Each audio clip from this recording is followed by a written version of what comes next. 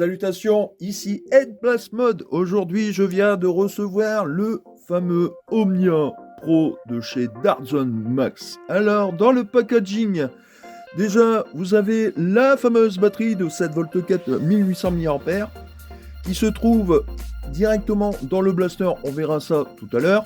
Nous avons là 7 fléchettes par seconde parce que effectivement ce blaster a plusieurs fonctionnalités. Effectivement, il y a 3 fonctionnalités. La première fonctionnalité en semi-automatique. Donc fléchette par fléchette. La deuxième fonctionnalité en burst, c'est-à-dire que vous pouvez tirer 3 fléchettes à la fois. Ensuite, la troisième fonctionnalité, c'est bien évidemment le full automatique. Savoir que dans ce packaging, il est fourni avec ses 2 chargeurs et ses 30 fléchettes Diamant Dart. Maintenant, on va passer au déballage du blaster, que voici. Donc, vous avez la notice d'utilisation du blaster. Voilà, plutôt correct, comme vous pouvez le voir. Tout bien détaillé. Alors le problème c'est que celui-ci ce n'est pas en français, c'est surtout en américain, enfin en anglais plutôt, avec les photos sur la notice, il n'y a pas trop de soucis. Vous voyez, la batterie c'est 2 piles 18650, c'est du MIMH, donc pas vraiment lithium, enfin c'est du lithium, ça rajoute quand même du lithium, mais pas comme les batteries que j'utilise d'habitude. Donc voyons voir l'intérieur de ce packaging. Dans le packaging, vous trouvez bien évidemment les 30 fléchettes, les 2 chargeurs de 15 fléchettes, le cordon de chargement de la batterie. La batterie se situe à l'intérieur du blaster en question. Vous avez bien évidemment les 2 viseurs fournis, donc l'arrière et bien évidemment l'avant. Les lunettes de protection fortement recommandées, je précise. La fameuse crosse avec le système d'attachement Nerf, avec bien évidemment la fameuse crosse qui se règle. Maintenant, on va passer au déballage du blaster et sincèrement, j'ai déjà hâte. Donc nous revoici après le déballage de ce fameux blaster et sincèrement que du bonheur. Voici la fameuse batterie. Donc c'est une 7V4 1800 mAh. Donc moi j'ai un système pour contrôler la batterie pour savoir si elle est chargée ou non. Alors c'est un petit module comme ceci. Moi j'ai fait une impression 3D parce que normalement c'est un système qui est tout simplement comme ceci. Voilà. Moi j'ai fait une impression 3D pour avoir un boîtier. Et en fait au niveau ici vous avez une petite fiche qui est juste ici. Et en fait, vous voyez, j'ai juste à mettre le système comme ceci. Il suffit tout simplement de brancher comme ceci. Vous voyez, 2C, chargé, 7V6, 3V83, 3V85. Donc elle est chargée en 7V6. Donc sur la batterie, la batterie est chargée, c'est déjà pas si mal. Ici vous avez le cordon de chargement de la batterie. Donc ici, il suffit tout simplement de le brancher comme ceci et de le mettre sur un tronçon maximum 2 A. Je vous conseille plutôt 1 A, ça sera plus long, mais votre batterie durera plus longtemps dans le temps. Moi, personnellement, je ne vais pas utiliser ce système de chargement parce que moi, personnellement, je préfère charger mes batteries, surtout ces batteries-là. Voici le système en question. Vous branchez tout simplement ceci sur le du 220 et vous branchez votre batterie ici sur le compartiment 2S. Normalement 2 cellules vont s'allumer en rouge et quand la première sera chargée ce sera en vert et la deuxième en vert. Moi je vous conseille personnellement d'utiliser plutôt ce système là car il va vous tout simplement équilibrer votre batterie et vous n'auriez pas de problème de décharge trop sévère par rapport à la batterie qui est ici. Je vous mettrai bien évidemment le lien pour trouver ce fameux chargeur en question. Voilà, petite parenthèse faite. Donc dans le packaging vous avez bien évidemment les 2 viseurs, donc celui à l'arrière, celui à l'avant, et là ça m'interpelle un petit peu parce qu'en fait au niveau ici c'est surtout on utilise ça en général pour les lanceurs de grenades. Parce qu'en fait au niveau ici vous avez des traits et en fait par rapport plus ou moins vous le mettez en cloche, vous pouvez viser en cloche ou bien droit, enfin bref, c'est assez spécial. Personnellement, je vais les mettre pour l'instant dessus, j'attends après un viseur qui est un peu plus esthétique, on va dire.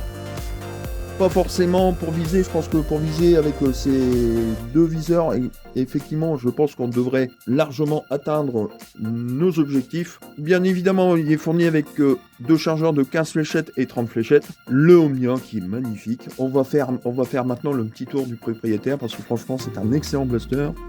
Donc sur ce blaster, vous avez un rail de personnalisation type Picatinny. On va mettre de suite les accessoires. Donc ici, vous pouvez pas le mettre plus loin parce que ici, il y a une butée. Et ici, le fameux viseur avant. Et ça donne ça, et c'est plutôt correct, moi je trouve. Donc pour viser bien droit, en général, on le met à peu près ici. Vous avez un attache cross version Nerf. La fameuse cross qui est réglable sur 1, 2, 3 et 4. Maximum c'est 4 et franchement c'est déjà énorme. Donc on va mettre la batterie en question. On peut pas se tromper de sens, hein, c'est impossible. C'est connexion XT30. Vous écoutez un petit peu du bruit. Donc on remet la petite trappe.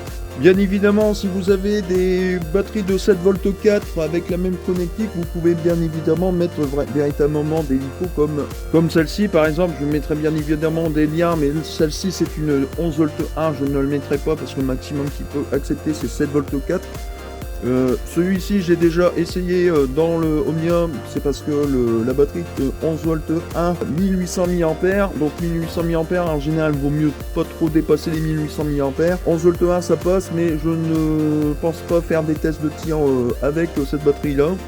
Je vais laisser avec la batterie d'origine.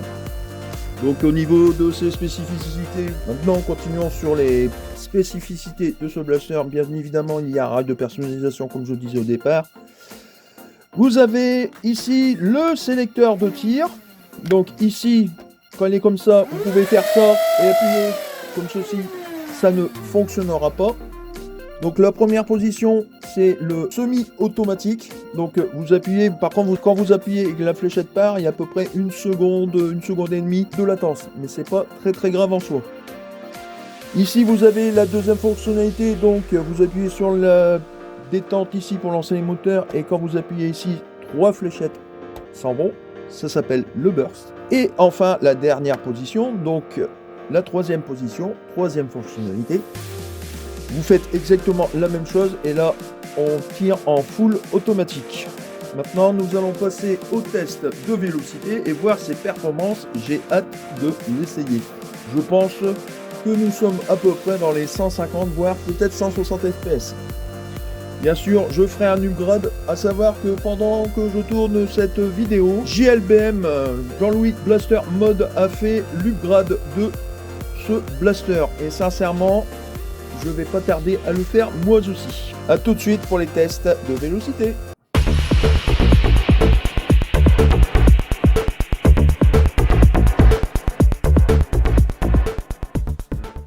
Nous revoici au test de vélocité avec le Omnia Pro, le Dartzone Max. Donc voyons voir ce que ça donne en semi-automatique. 154,8. Il est génial ce blaster. 156,1. Donc on va rester encore une petite fléchette. 142,3. Donc là nous allons passer en burst pour voir les performances maximum qu'on peut faire avec ce blaster. 161,3. Plutôt correct. Il est génial ce blaster. Là c'est 161 fps. Maintenant on va passer en full automatique et là vous allez voir la cadence. Là c'est pas croyable. Et voilà, ça part très vite. 160,3 fps. Il m'en reste peut-être... Ah non, du tout. Je n'ai plus aucune fléchette. C'est vraiment parti en un rien de temps. On va essayer le deuxième chargeur en full automatique pour voir vraiment la cadence maximum. Il y a 15 fléchettes. Ça va être... Je pense que ça va être très très rapide.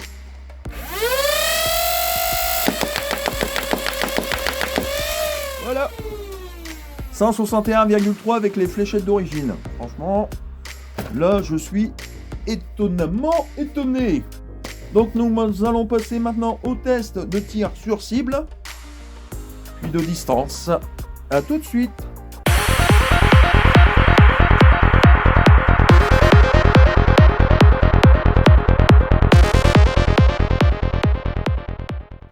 Donc voici au test de tir sur cible. Donc j'ai oublié de vous parler au niveau du blaster en question. Ici, de l'autre côté, vous avez une petite trappe ici pour tout simplement désenrayer le blaster.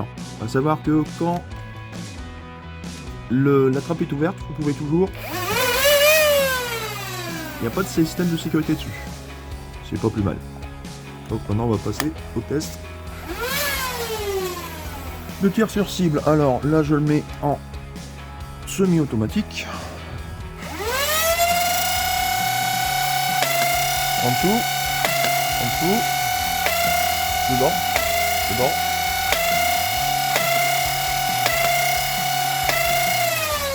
Donc là on va faire en burst.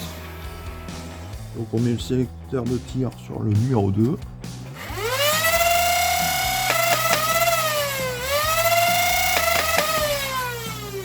Plutôt correct.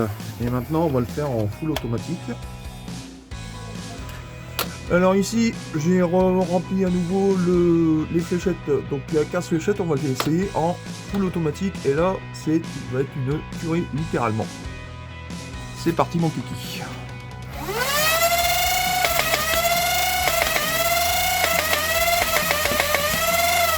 Ouais, j'ai contrôlé le tir parce que plus vous tirez vite et moins vous êtes précis quand même. Mais plutôt pas mal. Maintenant on va passer au test de distance. Donc je vais tirer certainement en tir tendu et en cloche. Déjà en tir tendu je pense qu'on doit être aux alentours des 30 mètres facile. A tout de suite pour les tests de tir de distance.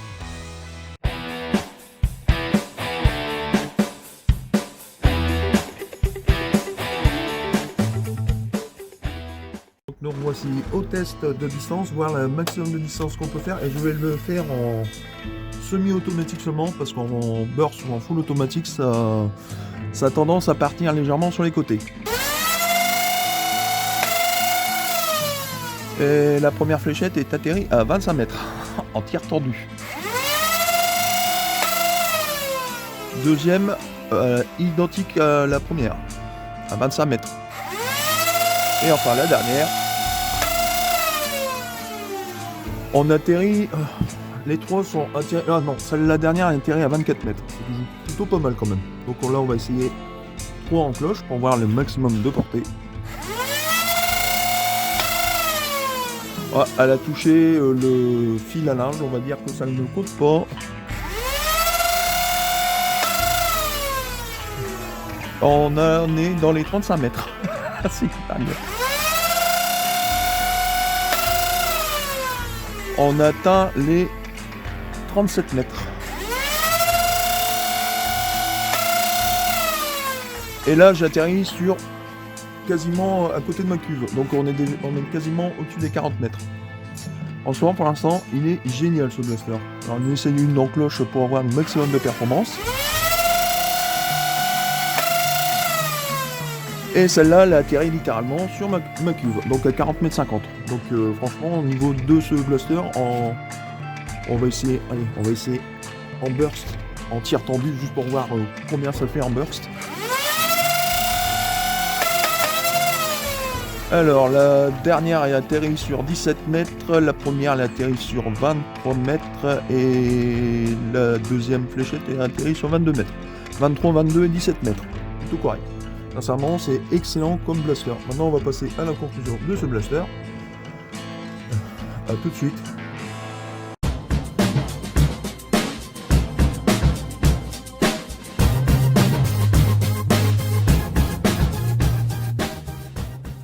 fois-ci à la conclusion de ce blaster. Que penser de ce blaster? Ce blaster est génial. Moi, personnellement, je vais faire la modification de ce blaster avec des flywheel worker lisses que je mettrai bien évidemment en description de la vidéo.